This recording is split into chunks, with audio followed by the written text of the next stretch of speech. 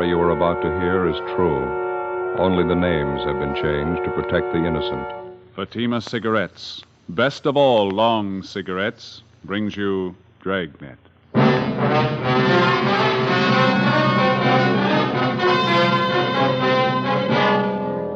You're a detective sergeant. You're assigned to homicide detail. A potential killer is on the loose in your city. He's robbed 6 people. For no reason at all, he beats his victims senseless. He moves fast. He's well armed. Your job? Stop him. You'll be amazed when you compare Fatima with other long cigarettes. You'll find they now cost the same. But in Fatima, the difference is quality. You see, Fatima is the quality king-size cigarette because it contains the finest Turkish and domestic tobaccos superbly blended. And Fatima is extra mild, with a much different, much better flavor and aroma than any other long cigarette. So compare Fatima yourself. Fatimas now cost the same as other long cigarettes, but your first puff will tell you... Ah, that's different. Yes, in Fatima, the difference is quality. Ask your dealer for Fatima, the quality king-size cigarette. Best of all long cigarettes. Start enjoying Fatima for a new year of greater smoking enjoyment.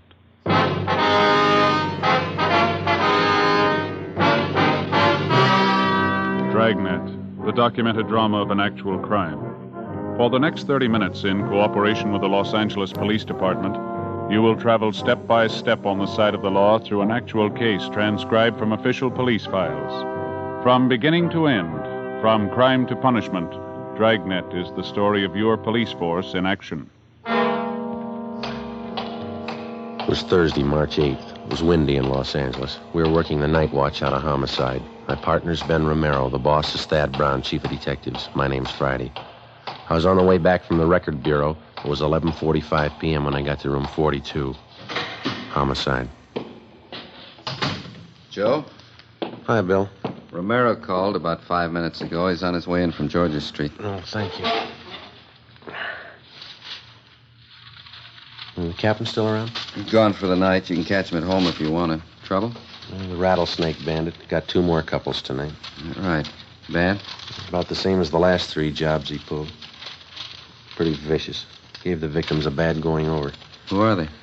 Young salesman, his girlfriend. They were parked up in the Silver Lake area. Bandit robbed him.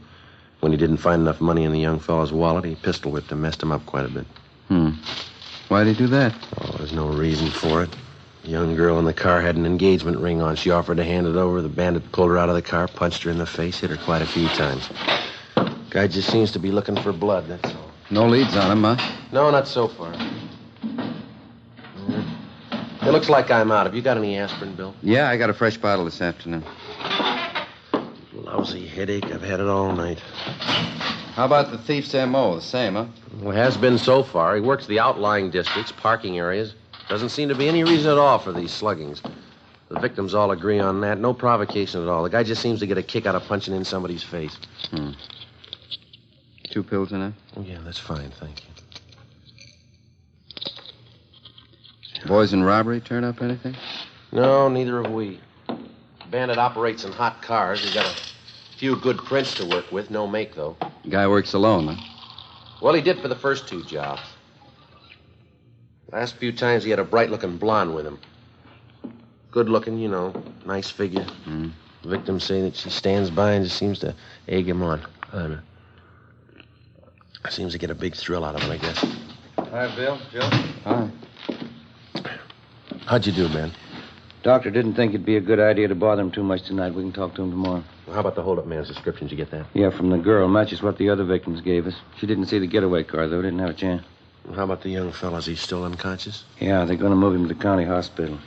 You should have seen his face. Yeah? Terrible. It's a mess. This bandit's girlfriend, the blonde, nothing at all on her? Victims say she's got a nice figure and good looking. Quite a few like that in Los Angeles. What are they getting out of these stick-ups anyway? Can't be too much, huh? Oh, that's just it. None of the heists have netted them more than $50. Hardly worth the trouble. Hot shot. I'll get it. What is it? Wait a minute. Rattlesnake bandit. He got another couple. Where? South end of Echo Park. Yeah? He shot both of them.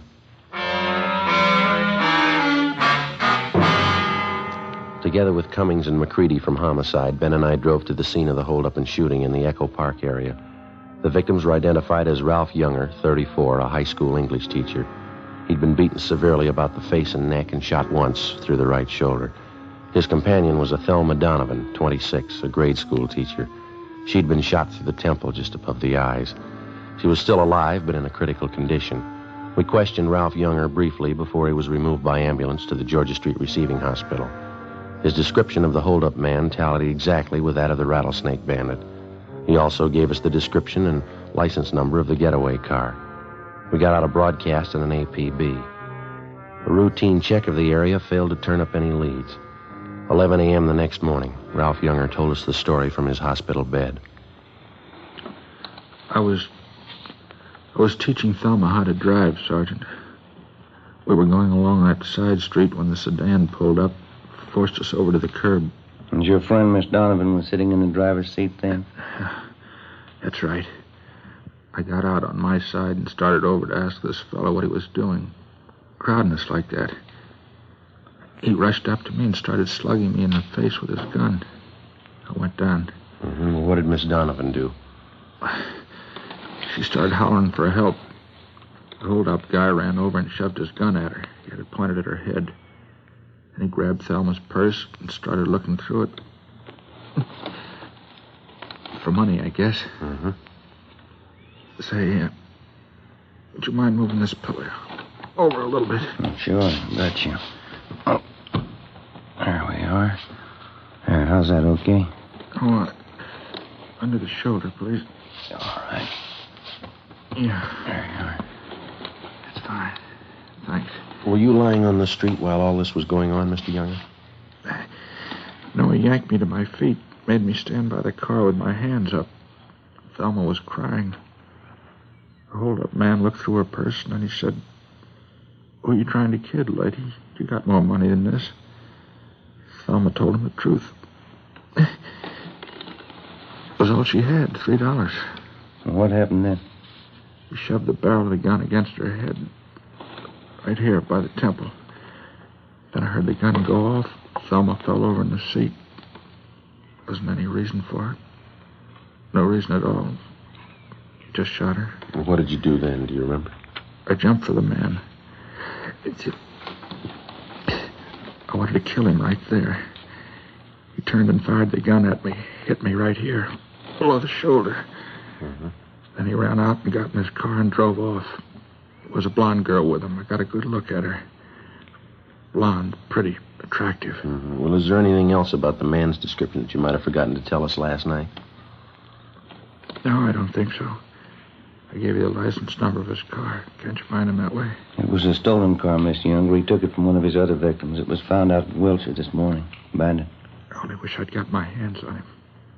Poor Thelma. How is she, do you know? Well, there's no late report. Maybe you better check with the doctor, huh? Yeah. Hey, before you go, would you mind ringing this button here? It's for the nurse. The shoulder's giving me trouble again. Yeah, okay. Well, thanks very much, Younger. Sure hope that shoulder of yours gets better. I hope so. Goodbye. We'll be checking with you later on. Yeah, okay. Come on, Ben.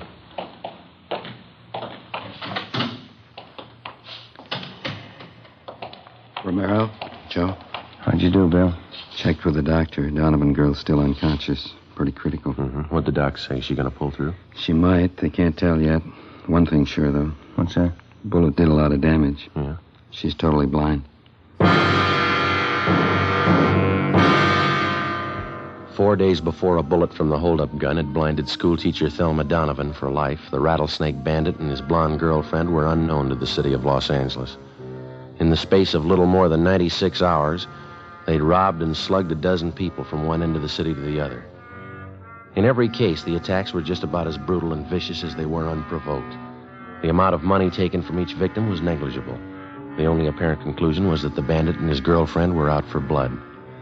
That night, despite a citywide alert to all radio cars and patrolmen, the suspects robbed and slugged two more couples between the hours of 10 p.m. and midnight. Between midnight and 1:30 a.m., They got 2 more victims.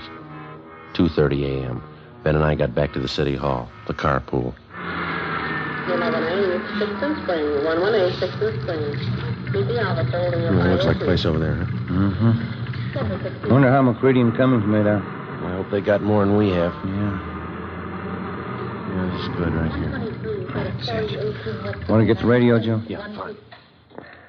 Let's go. Doggone it. I knew I forgot something. What's that? Cigarettes. You got any left? I don't think so. Old pack is all.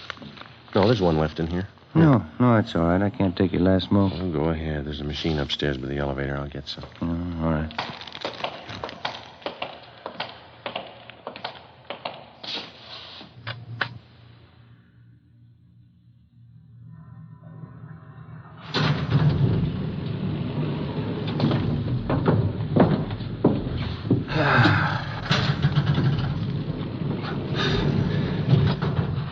I sure better get these shoes half soled. I'll be walking around in my stocking feet pretty soon. Well, you just got them a couple of weeks ago, didn't you? Yeah, that's right. Tops are as good as new. Soles of the darn things went just like that. No wonder they had them on sale. Yeah.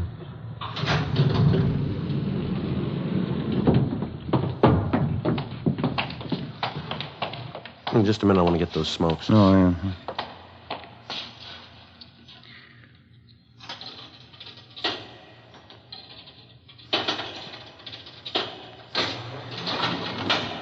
Skipper say he was going to stay around? Until about 2, yeah. He's probably gone by now.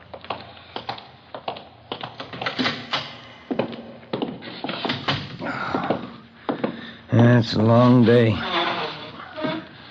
Anything in the book? Just a minute. Yeah, your wife called. I want you to get a refill on that prescription for your little boy. Oh, Hiya. How'd you two do? Nothing. How about you? Chandler called from robbery a minute ago. Thinks they may have something. Yeah? At 211, big service station out on Pico. Hold-up man had a blonde in the car with him. What about descriptions? Jibes pretty well with the guy we're after. Well, the M.O. doesn't. That thief and his girl haven't tried anything but car hold-up since they started. How'd they manage the job? Well, you know how they've been operating for transportation. They rob the people, steal their car. When they reach another victim, they transfer to his car. First time they switched that system was tonight. Hold up on South Hoover, the man and his wife. Huh? Instead of changing over, they stayed in the blue Chevy coupe. The same one they took in the job before that. Up to now, they've used the same hot car in the last 3 jobs. Sure gonna help if they stick with it. What about the gas station attendant? Well, excuse me, Crowley Chandler. Homicide Cummings. Yeah, Glenn. 5 Paul, 389. Right, thanks. They dug up a witness to the gas station job. Suspects drove off in a blue Chevy coupe. License 5 Paul, 389. Same car, huh? It stops me. What was it take? $23. Slugged the attendant, took off. The broadcast's out. Area's been alerted. Nothing yet. Okay, Ben. Yep. Sure is growing into a long night. Yeah, you gonna cover, huh, Bill? Yeah, till Fergie gets back. Right. Well, we'll be checking with you. Got it? Homicide Romero. Yeah.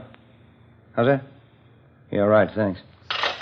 Drugstore in South Fig, 211, slugging. Blonde girl drove the escape car. Yeah? 5 Paul, 389. In the next 3 hours before dawn, the rattlesnake bandit and his blonde girlfriend held up and robbed a restaurant and 2 more service stations and made good their escape. For some unknown reason, they continued to use the same stolen car, the blue Chevrolet coupe. By noontime the following day, composite pictures of the hold-up couple were drawn up by the crime lab artist from the descriptions given by the victims. The pictures were printed up and given wide distribution throughout the city. The description and license number of the escape car was in the hands of every radio car and patrolman in all divisions. The search was intensified. It got us nothing.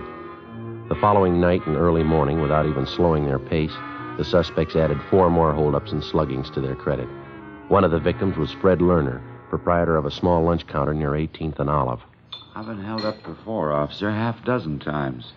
Never saw a punk as hard-looking as this guy, though. You're sure about the description, Mr. Lerner? Well, he stood just as close as you're standing to me now. Wild look in his eye, waving that gun around. I wasn't taking any chances. I gave him everything. Well, how much was that? $18.50. Well, how about the getaway car? You're pretty sure of the make and the color? Well, I ran to the door there as soon as they left. Saw him drive off. There's the license, just as I wrote it down. It's 5P389. I saw the whole thing. Sure surprised Lois would tie up with a punk like him. Lois? Who's that? Well, you know, the blonde who drives the car for him, Lois Hagen. Well, how do you know that's her name? She used to be a waitress, worked for my brother. Lois Hagen, blonde. I spotted her right away in that car. Yeah? Yeah, sure, Lois. Didn't you know it was her? 7:30 a.m. We put in a call to the record bureau and had them check on the name and description of Lois Hagen. No make, no previous record. With the help of Fred Lerner and his brother, we traced the Hagen girl to a drive-in where she used to work. There, we checked the employment records and got an address on her. 1800 Norwich Drive. Turned out to be a small apartment house in West Hollywood. Ben checked with the landlady while I waited in the car. Tampa point 2. 180, Tampa point 2, unit 135. Well, that's it. What'd you get? Talked to the landlady. She's managed the apartment for 16 years. Yeah? She never heard of Lois Hagen.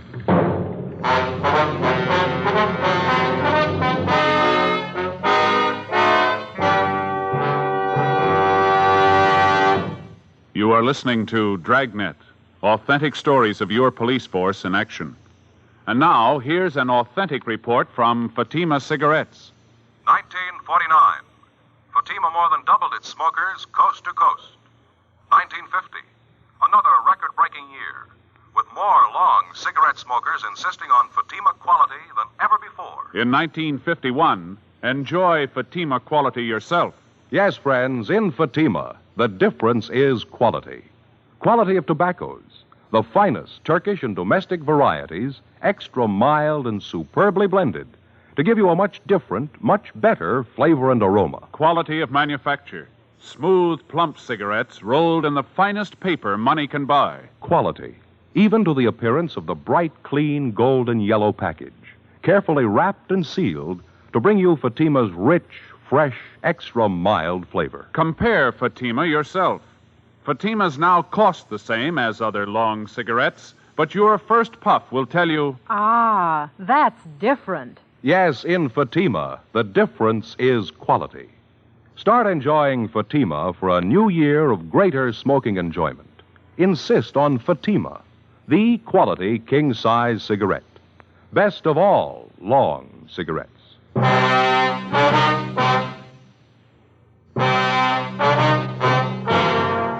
Tuesday, March 13th. That night and the one following, the Rattlesnake Bandit and his blonde girlfriend, supposedly Lois Hagen, continued their campaign of holdups and sluggings. They robbed 2 liquor stores, an all-night cafe, a cigar shop, and 2 more service stations. In each case, the descriptions of the suspects and their getaway car was the same. Routine investigations got nowhere. Ben and I went to work checking out the thin lead that we had on the girl known as Lois Hagen.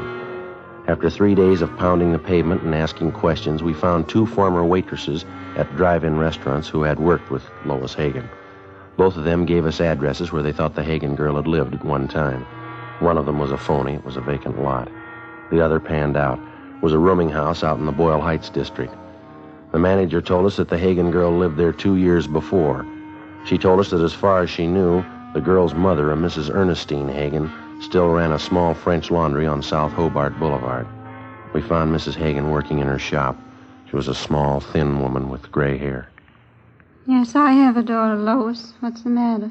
I'd like to talk to her, Miss Hagen. Do you know where we can locate her? Probably sounds funny to you. I haven't seen my daughter in 2 years. Well, do you have any idea where she's living, ma'am? No, she's not much of a daughter. We didn't get along. As I say, 2 years ago we had an argument. She left me. Never wrote a letter. I just don't know. I see. I heard she was living in Detroit for a while. I guess she's back here now. One of my lady friends, Mrs. McCormick, saw Lois shopping out in Hollywood. That was about a month ago. Mm-hmm. How old is your daughter, Mrs. Hagen? She'll be 20 next month. She looks older than she really is. Won't you excuse me, please? My flat iron back here. I have it heating. Certainly, ma'am. Do you have a copy of the composite picture of the girl? Yeah. Yeah, it's right here. Okay. I didn't realize it was getting so late. I have this rush order to get ready by 4 o'clock, officers. If you want, you can come back here. We can talk while I get it out. All right, ma'am. Thank you. Come on. There's a chair there, if you like. Oh, thank you. Seems I'm always so busy lately. I used to have some fine help. It's not so easy to find anymore. This iron seems awful hot. It's all right. I wonder if you'd mind looking at this picture, ma'am, this one here. Yeah, all right. Looks something like Lois. You're looking for her, is that it? She done something again? Well, we're not sure, ma'am. Has she been in trouble before? I can't be more ashamed of her than I already am. Yeah, she's been in trouble before. She was nothing but trouble. My only child. Her father died when she was a baby, but I guess she needed a father. I couldn't do anything with her. Was your daughter ever in any serious trouble? With the police, I mean? I don't know, maybe. She was. I didn't hear about it. And I tried to understand her. We never got along. I don't know. This makes me sick to think about it. Well, how about her friends, Mrs. Hagen? I mean, her recent friends. Do you happen to know any of them? No. Lois never brought them home. I knew they were tramps. I heard the way the neighbors were talking. Trampy fellas, trampy girls, drinking, doing things. You know, she didn't learn those things at home. What was Lois' last known address? Do you have any idea at all? Place in Boyle Heights, the boarding house. It's the last I heard of Lois. She never wrote a letter. That's another thing. Yes, ma'am. She could have had the best education any girl could want. I worked 12 years in the laundry here to give it to her. I sent her to the convent. Even the nuns couldn't do anything with her. She only sassed them back. She finally quit altogether. I don't know. Can you think of anybody who might know where your daughter is? Maybe one of your relatives? Yeah, we don't have any relatives here. I have a brother in Ohio, that's all. His lace blouse is an awful lot of trouble. Would you pull out that plug, Sergeant, please? Yes, ma'am. I wonder if you have a picture of your daughter that we could borrow. We'll see that it's returned to you. Yeah, all right. I got lots of pictures of Lois. She's a pretty girl, you know. Looks quite a bit like me when I was young. Yes, ma'am. Well, thanks very much for your time. Even the nurses at the hospital said it when Lois was born. Beautiful child. Certainly strange, isn't it? How's that? When they're babies, they all look so clean and so good. Yes, ma'am. What happens to them? Before we left Mrs. Hagen, we got a photograph of her daughter, Lois, and then we drove back to the office. We spent the rest of the afternoon showing the picture to several of the robbery victims. All of them identified the Hagen girl as the bandit's accomplice. We got out a supplementary broadcast. That night, the hold-up couple failed to put in an appearance. The following night, the same. Not a sign of them. Still no sign of the escape car either. Where they might be hiding out, we had no idea. The search went on. Repeated checks through the stats office and the record bureau failed to turn up any new leads. We stayed on it. 4 nights later, the still unidentified hold-up man and Lois Hagen started in all over again. 2 drugstore hold-ups, 2 robberies of couples in parked cars. All of the victims were beaten senseless. Monday, March 19th, 8 a.m. Joe? Hi. They turn up anything last night? 2 more jobs. Both victims identified the Hagen girl as the accomplice. Anything else? Still using the same escape car. That's about it. Yeah. Well, we're no closer than we were a week ago, huh? I checked the hospital on the druggist they slugged. How's he doing? They don't know yet. Still unconscious. I get it. Homicide, Friday. Yeah, Mike. Where? Yeah, right away. What have you got? 32R. They're out on 18th and Hill. Yeah? The hold-up car. They just spotted it. 8:20 a.m. Together with Cummings and McCready, we drove out to 18th and Hill, where the officers in Unit 32R had the hold-up car staked out.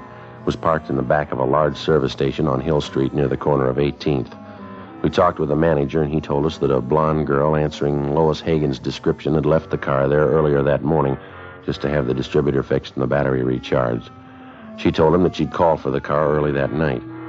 Because of the way that the service station was situated, it would have been impossible to stake out on the blue coupe without making it look obvious. We explained the setup to the manager and made arrangements for Ben and I to pose as employees. That way we could keep a close watch on the car until the suspects called for it. Cummings and McCready holed up in a coffee shop directly across the street. 2 teams of men from robbery covered from their vantage points. Ben and I took up our posts as supervisors of the station's 10-minute car wash.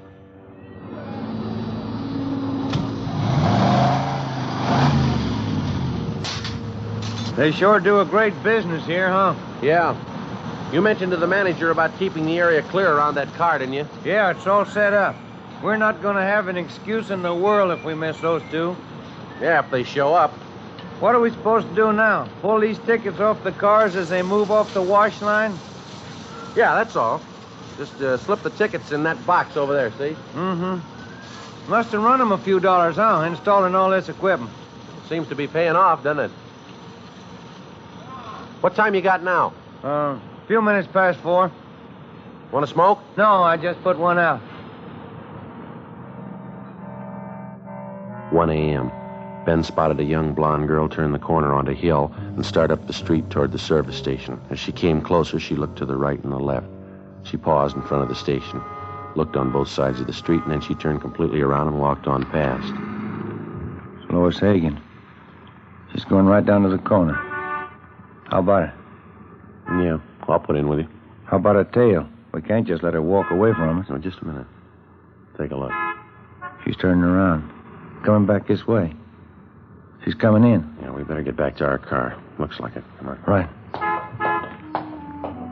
The young blonde entered the garage office, paid the repair bill, and drove off in the hold-up car. Ben and I followed in 80K. Cummings and McCready tailed us.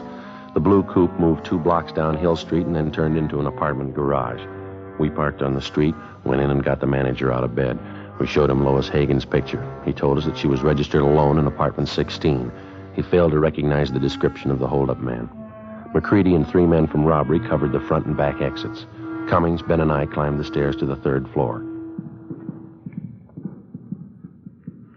Number 16. Joe, you want to ring it?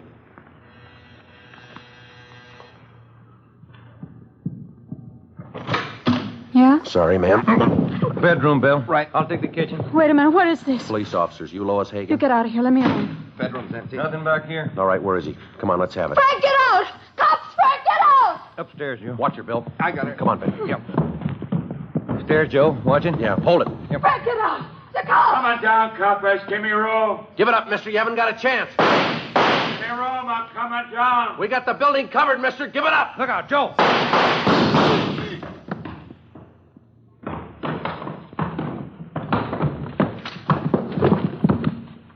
I'll get his gun. How is he? Dead. Joe, Ben, you all right? Yeah, Bill. You want to take the girl downstairs? Let me see him, please. Frank? Frank? All right, lady. Didn't have to happen. I tried to tell him, get away. He wouldn't listen, never listened. Let's go. We were married yesterday. You didn't know that, did you? Just married. Yeah. Married 2 days. Yeah, well, the honeymoon's over. Come on, lady. The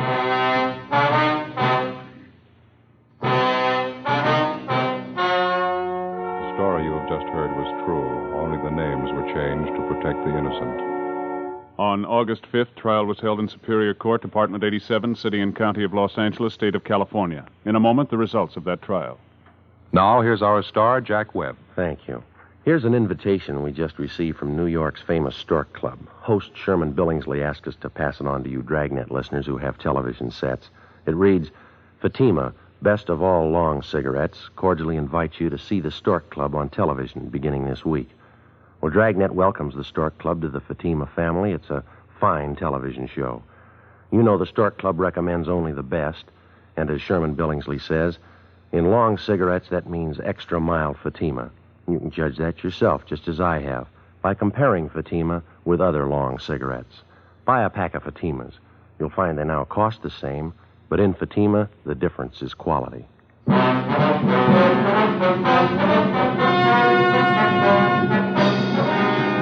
The body of the dead hold-up man was identified as that of Frank Ralston Kilbride. His accomplice, Lois Hagen, was tried and convicted on 6 counts of armed robbery and assault with a deadly weapon. She received sentences as prescribed by law and is now serving her term in the state penitentiary for women.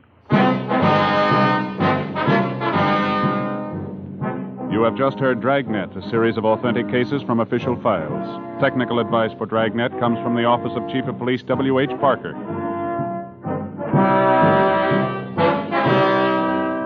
Fatima Cigarettes has brought you Dragnet, portions transcribed from Los Angeles. We the People is next on NBC.